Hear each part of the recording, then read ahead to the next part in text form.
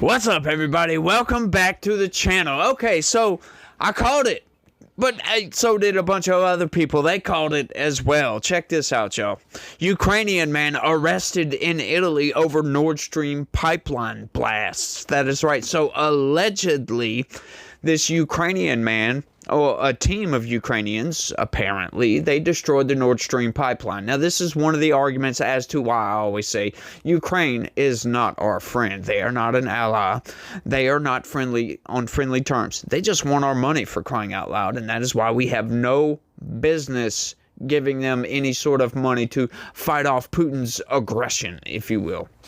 Like, I just can't stand funding war in the first place, and then when it's a nation that doesn't really care about us, yeah, I have a major problem with that. But let's get into this. This is a fascinating bit of news, if you will. A Ukrainian man suspected to be one of the coordinators of undersea explosions that damaged the Nord Stream gas pipelines between Russia and Germany in 2022 was arrested in Italy on Thursday, authorities said.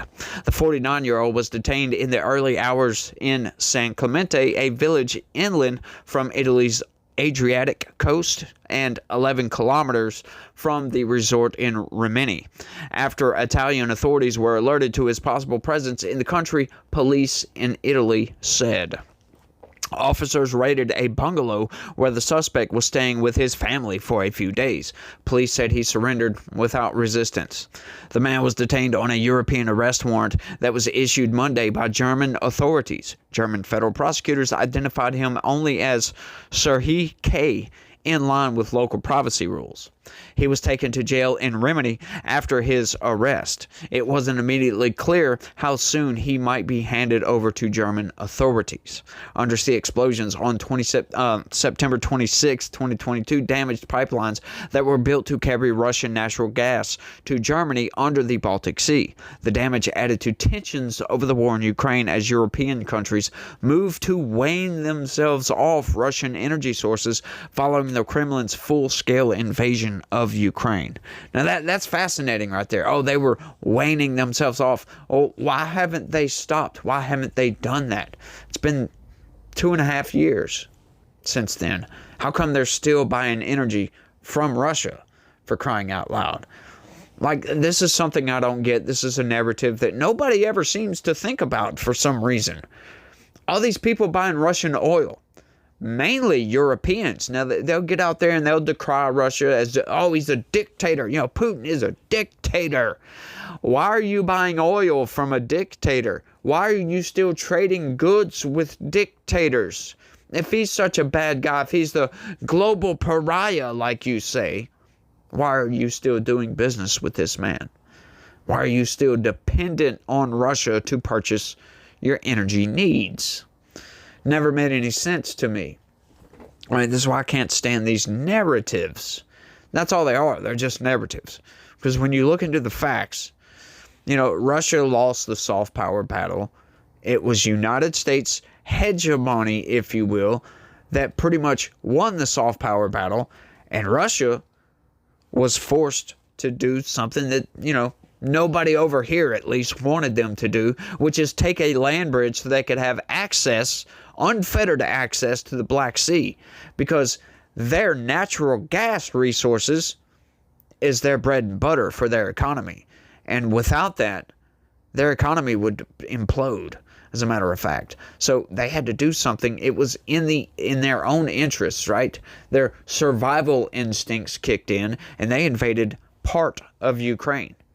And now part of that section is probably going to get negotiated away in some sort of a peace deal, and then we're going to be stuck holding the bag, having to give security guarantees. This is why Putin agreed to NATO-like security guarantees for Ukraine. This is the only reason. Because, once again, it proved my point outright. I cheered when I saw that. Like, I was right. Damn it. I mean, it's not proven, but, I mean, you can put the pieces together and get, 2 and 6. You put those two together, and generally, you come up with 8. I mean, unless you're multiplying, but I'm just simple arithmetic here, y'all. 2 and 6, you get 8. That's all he wanted. He just wanted to go in so he could have unfettered land access to Crimea, because they have not only a naval base for their Black Sea Fleet in Sevastopol, right there on Crimea. Sure, that's just cherry on top, if you will. But they want pipelines, they want access, they want the ports, all of that, so they can ship oil. That's the main reason. Of course, other things among those, not, including but not limited to other stuff, if you will. So that's why I never understood, if Putin is such a pariah, why is Germany, France, UK, all these European countries still buying oil from Russia, still trading as if nothing's going on here, nothing to see here, folks. It's all hypocrisy, folks. It is all hypocrisy. Let's keep going. Prosecutors have given little detail so far on their investigation, but said 2 years ago they found traces of undersea explosives in samples taken from a yacht that was searched as part of the probe. In a statement Thursday, German prosecutors said Siri K was one of a group of people who placed explosives on the pipeline and is believed to have been one of the coordinators. They said he is suspected of causing explosions, anti-constitutional sabotage, and the destruction of structures. The suspect and others used a yacht that set off from the German port of Rostock, which has been hired from a German company using forged IDs with help of intermediaries, prosecutors said. They didn't give any information on the other people aboard the yacht or say anything about who else might have been involved in coordinating the suspected sabotage or about a possible motive. I mean, we all understand what the motive here is. German Justice Minister Stephanie Hubig praised what she called a very impressive investigative success.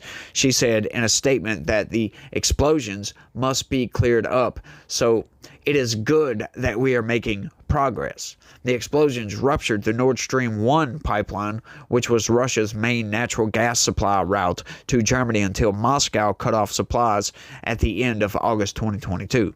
They also damaged the Nord Stream 2 pipeline, which never entered service because Germany suspended its certification process shortly before Russia invaded Ukraine in February of that year. Oh, I wonder why they did that. It's all very fascinating. Narrative building, folks. Russia has accused the U.S. of staging the explosions, a charge Washington has denied. The pipelines were long a target of criticism by the U.S. and some of its allies, who warned that they pose a risk to Europe's energy security by increasing dependence on Russian gas. In 2023, German media reported that a pro-Ukrainian group was involved in the sabotage. Ukraine rejected suggestions it might have ordered the attack, and German officials voiced caution over the accusation. Swedish and Danish authorities closed their investigations in February 2024, leaving the German prosecutors' case as the sole probe. There you go, folks. Now, this whole issue with, it was Biden that blew up the Nord Stream 2 pipeline. Maybe it was. We just don't know. A lot of people think it was a CIA operation. Maybe it was. And maybe this Ukrainian guy is just a fall guy. You know what I mean? Maybe this is just because they're putting the narrative out there. However, I tend to buy into this one. It was Ukraine because they're trying to sabotage Russia. Because, Europe was still buying oil from Russia at the time.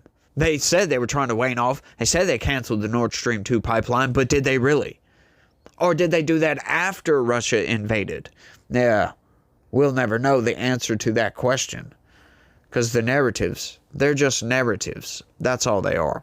Hard facts are hard to find on these things. Once again, but you never know what it is. This is why I say Ukraine is not our friend, folks. If it is true that it is Ukraine, that it is a Ukrainian national and a group of Ukrainians that sabotaged the Nord Stream 2 pipeline, these people are not our enemies. But that's not the only evidence, right? There's other evidence. Just look at what's going on over there. All this money, the disrespect from Zelensky, all of that. Put all that together. We have no strategic interest in Ukraine. There's no economic interest in Ukraine. None of those things, folks. They don't do us any favors. I'm just saying. Look, I understand. Putin invaded, and there needs to be repercussions for that, as a matter of fact. But it's all about what can we do. We're just the global hegemon, right? We can push our soft power on everything. We can make it economically hard for Russia. But outside of that, we can't go arrest Putin. So what else do we have? I have no idea, folks, but that war needs to come to an end quickly. And hopefully we'll see what happens in court with this. I'm going to try to stay on top of this one to give you guys an update, but I think that's all I got on this one. I want y'all to let me know what y'all think about all this down in the comment section. It's kind of fascinating. Of course, I read that news a while back. It was a good while back, like maybe 6, 8, 9 months ago. I read about that Germany suspected it was a Ukrainian. Now they found the guy apparently, so it is what it is. We'll see. But y'all let me know what y'all think. Y'all don't forget to smash that like button for me. Subscribe if you're new around here. Share this video anywhere and everywhere you can. And sign up. Become a member. That would be great. I'd love you to death for that. And you guys remember that God is always with us. And he loves each and every one of you. But y'all try to have a good day. And stay legitical. Peace.